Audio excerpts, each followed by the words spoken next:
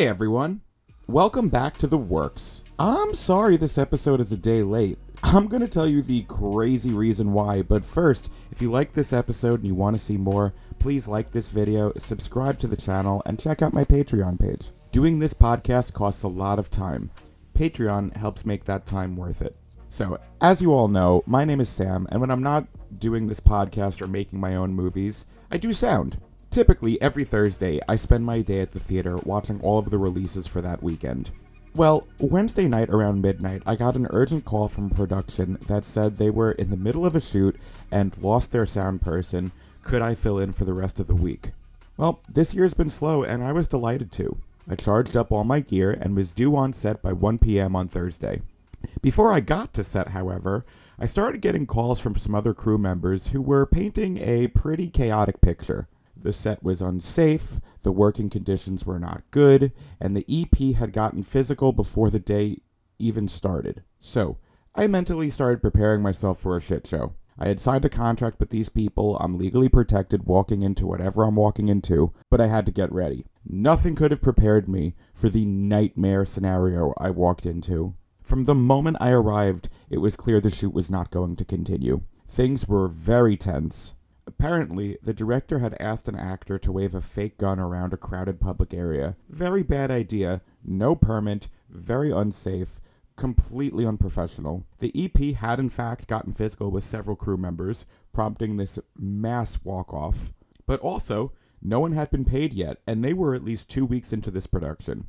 Well, as a fill-in sound guy, I just stayed to enjoy my view of the Titanic steering itself directly into the iceberg and sinking. The police were called, unions were called, charges were pressed, and then dropped. All in all, the entire ordeal took up 6 hours. I'm still waiting on my pay, although he did screenshot me a pending transaction, so I hope that goes through. But that definitely kept me from seeing everything on time by Friday morning. So that's why this episode is dropping a day late. Before I jump into the reviews, I wanted to announce that next week I'll be talking with Craig Herskowitz, State Assembly candidate here on Long Island. I'm very much looking forward to that conversation, so stay tuned. Now, I want to say I did see Mother Mary, but I didn't actually write a full review for the film because honestly, I didn't have a lot of thoughts on it. Mother Mary is an hour and 52 minutes. It's produced by A24 and stars Anne Hathaway and Michaela Cole. If I were to label it as any genre, I'd say it's an abstract drama, but it's genuinely difficult to determine tonally what mood it is trying to set. It is from writer-director David Lowery, who is known for the awesome A24 film The Green Knight, and like The Green Knight, Mother Mary is a film drowning in symbolism, as if the entire thing is some sort of allegory. My biggest problem with Mother Mary is, in an effort to look inward and say something existential, it ultimately finds very little inside itself to express. In the end, I wasn't really sure what I was supposed to be taking away from it. Anne Hathaway and Michaela Cole are excellent. They have great on-screen chemistry. They're giving great performances. But I just feel we're getting lost in the sauce here. This movie feels long. It is a slow burn, inching its way toward a conclusion that just doesn't fully materialize. I think I'd get more out of this film on subsequent watches. I can't help but feel let down by Mother Mary. Not sure what to feel, but I know I wasn't enjoying it in the theater. If I were to give it any star rating, I'd give it 2 out of 5. So let's talk about some of the other movies I saw playing this weekend. Normal is rated R. It's an hour and 31 minutes. It's from Quagmire. It's an action comedy directed by Ben Wheatley and stars one of my favorites, Bob Odenkirk, Ryan Allen, and Billy McClellan. Normal is an action comedy that stars Bob Odenkirk from Breaking Bad or Better Call Saul as Ulysses Richardson, a temporary sheriff for the town of Normal, Minnesota. Written by the director and writer of John Wick, Derek Kolstad, Normal is anything but, and this small town has got some serious problems. An international criminal organization has set up shop in multiple U.S. cities, but their most unsuspecting location is in Normal, and that's where trouble finds them. This is another movie that gets so close but misses the mark by just a hair. Bob Odenkirk is a gifted actor who is naturally charismatic and enjoyable on screen. He also benefits from years of being a beloved household name. He is just effortlessly likable. Normal gives Odenkirk an excellent playground for him to fill. While not strictly a comedy, Normal allows Odenkirk to fall back on his more comedic stylings, unlike his previous movie with Kolstad, Nobody. Ulysses is a great character. He's down to earth and quiet, but also observant and aware. If he smells something fishy, chances are he's probably right. He's got the nose for it. Ulysses is a well-developed character, and you can tell Odenkirk is making the most of the part. Normal is also an extremely violent film, with lots of Kolstad's signature gun fu choreography interwoven throughout. The amount of blood spilled in Normal could rival the last Evil Dead film. Lee Cronin better watch out. This creates a strange tone for the movie because the violence itself isn't comedic. It's just really bloody. While a more slapstick approach could have made the kills silly or shocking or both, Normal never takes that bait. The odd part is that the movie is also not funny enough to be fully considered a comedy. I mean, don't get me wrong. I really enjoyed Normal and would watch it again on streaming. I don't know if I'd race back to the theater for this one. But I mean, the supporting cast are all really good, although they aren't given a ton to do with in between shootouts. So, I mean, while tonally inconsistent and never fully sure the type of movie it wants to be, Normal is still a pretty decent time in the theater. See it for Odenkirk, stay for the action. I gave this 3 out of 5. Next up on the list, how could we not talk about it? No, I mean, seriously, are we really not going to talk about Michael? This is rated PG-13. It's 2 hours and 7 minutes. It's from Universal, Lionsgate, and Optimum. This is a music biography directed by Antoine Fuqua. It stars Jafar Jackson, Juliano Valdi, and Colman Domingo, among many others. Michael is the latest biography about a musician's struggles rising in the charts to become a superstar or a victim of their own success. It stars Jafar Jackson, the real-life nephew of Michael Jackson, as well as Colman Domingo and Nia Long as Michael's parents, Joseph and Catherine.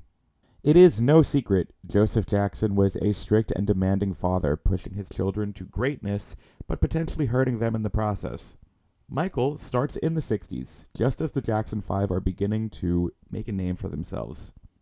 Young Michael, Juliano Valdi, is a show stealer. People are not just captivated by Michael, but they're also shocked at the small body delivering that performance. The 10-year-old child has a clear, God-given talent, and to the credit of the casting department, so does Juliano Valdi, who is simply phenomenal as young Michael. Joseph's strict upbringing and cruel ambitions begin to make Michael a little strange, and as a young man, Jafar Jackson's Michael is socially awkward and a bit closer to his pets than he should be. I thought owning my boa was exotic. Michael has a snake, a llama, a giraffe, and a chimpanzee named Bubbles. The movie continues to show Michael on his ascent to stardom and his eventual need to break away from the Jackson 5 and his overbearing father. But anyone who hasn't lived under a rock knows there is a much larger story than that. The film ends in 1988 with a title card that reads, "His story continues," as if to imply Michael Part 2 was somewhere in the pipeline. According to reports, Michael faced a $15 million reshoot to change its ending after a trial concluded that it cannot depict any of the victims on screen. As many, if not all of us know, Michael Jackson was accused of sexually assaulting minors. He had a history of drug and alcohol abuse. Need we not even talk about him dangling an infant child from the window of his mansion? Michael, the movie, desperately sidesteps all of that. I'm not sure what the original ending looked like. There are clearly points in the script alluding to Michael's later issues, but the movie seems to do everything in its power to avoid the allegations and sanitize his legacy entirely. The truth of this is, if the Michael Jackson biography were honest about the singer's struggles, it would have never been allowed to use the singer's music. And there is no biography without the music of the subject itself. Without the context of his actual life, Michael is a really good film until it kind of just abruptly ends. It is entertaining, the acting is exceptional, and it goes without saying that the music is great. Jafar Jackson embodies his older cousin perfectly, particularly during the concert scenes where he gives himself over to the performances. But it is hard to set aside the context. Janet Jackson is also mysteriously absent from this picture. I don't mean just absent. She does not exist. There is no mention of her at all, which is a little strange considering she too becomes a chart-topping pop singer superstar. At over 2 hours long, I actually felt Michael still had more to offer, and while I'm open to the idea of a second film, I can't imagine what that film would actually be. A montage of the singer's worst moments leading to his ultimate demise? I'm just not sure that works. As it stands, Michael Part 1 is a loving but overly safe tribute to one of the best entertainers of our time, and should a part 2 be made, it would feel like a more appropriate conclusion. Otherwise, Michael may be well acted and produced, but it still feels kind of incomplete. I gave this 3.5 out of 5. Next and last for today, I got an early review for you, and that would be Hokum. This releases May 1st. It's rated R, it's an hour and 47 minutes, it's distributed by Neon, written and directed by Damian McCarthy. It stars Adam Scott, Peter Coonan, and David Wilmot. Hokum is the hotly anticipated Neon-produced horror film that stars Adam Scott, from Severance or Parks and Recreation, as Ohm Bauman, a fantasy writer on the cusp of completing his next novel, the final installment in a series he has been writing. The film opens up in his novel, as Ohm tries to figure out in real time how to conclude his manuscript. The only problem is, Ohm's mind is going to very dark places. Too dark to end his novel that way. Too dark for the readers who seek refuge in his work. He needs to get out of his house, and he has some unfinished business still haunting him in Ireland. Ohm travels to the countryside and decides to deal with his demons or let them deal with him. Only one problem. According to the hotel staff, there is a real-life witch locked in the honeymoon suite, and her cries in the night are keeping Ohm from finishing his novel. Here's what I'll give Hokum, and this might just be because I'm a writer myself. But I really loved the setup. It is eerie and genuinely unnerving. There is so much use of darkness and negative space for your eyes to wander and glimpse something scary. Writer-director Damian McCarthy generates very effective tension and suspense leading up to the reveal. In many ways, this reminds me of Stephen King's 1408 with just a different monster. I also really liked Adam Scott as Ohm Bauman. Scott is a weird actor because he consistently outperforms the expectations in roles he seems not suited for. Hokum stays focused on Scott's character for a majority of the film, and his performance is pretty captivating. Restrained in all the right places, freaked out in the best moments. Where Hokum doesn't work for me is its screenplay.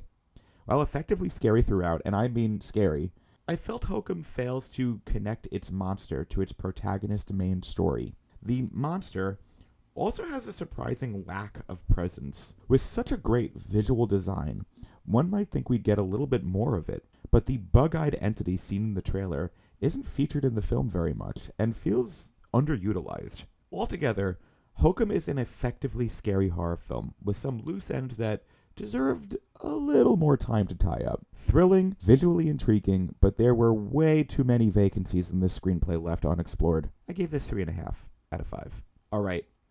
Well, that's all I have for you this week. Like I said, I have an interview coming next week, but until then, I hope to see you at the movies. Have fun, stay safe, pay attention, and resist that big mouth in the White House. Stream Protest Start on all streaming platforms, and subscribe to the channel.